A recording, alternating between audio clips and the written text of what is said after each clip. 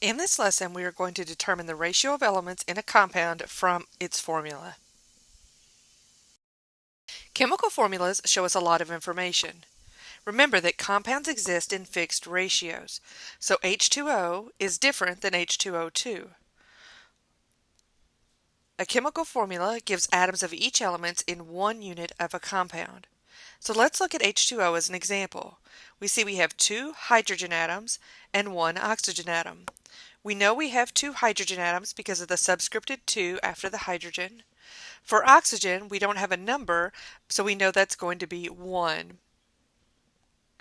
For H2O2, we see we have two hydrogen atoms and two oxygen atoms because both numbers in the formula have a subscript of 2.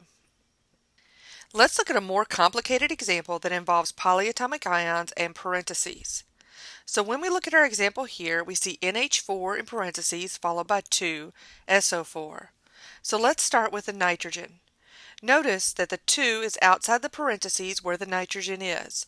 This means that the 2 goes with everything inside the parentheses. So we have two groups of NH4. Therefore, we have two nitrogen atoms. For hydrogen, we have two groups of NH4. Each group has 4, so 2 times 4 is 8 for hydrogen atoms. Sulfur doesn't have a subscript, so it has an implied 1 for its subscript. And then oxygen has a subscript of 4. So each unit of NH4-2SO4 has 2 nitrogen atoms, 8 hydrogen atoms, 1 sulfur atom, and 4 oxygen atoms. We've looked at a mole, and you should understand that a mole is just a counting number. It just means we have 6.022 times 10 to the 23rd of something. So we need to think about the ratios that we've seen at the molecular level and how that translates to the ratios when we have a mole of a compound. So let's look at an example. If we have one molecule of water, we have 2 atoms of hydrogen and 1 atom of oxygen, so that 2 to 1 ratio. If we have 2 molecules of water, we have 4 atoms of hydrogen and 2 atoms of oxygen.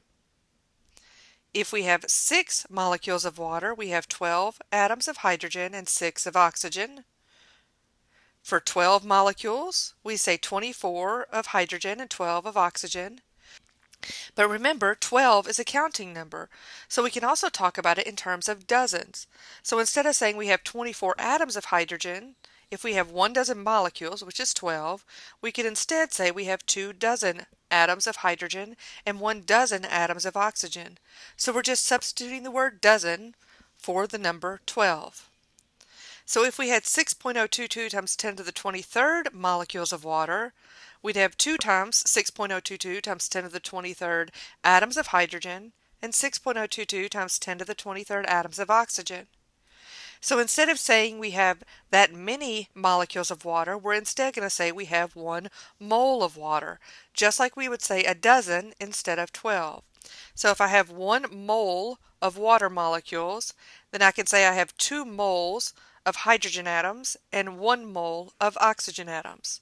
So a mole is a counting number just like a dozen is.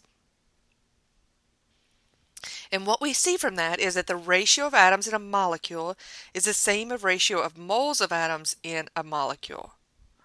So if we have 1 CH4 molecule, then we know we have 1 carbon atom and 4 hydrogen atoms.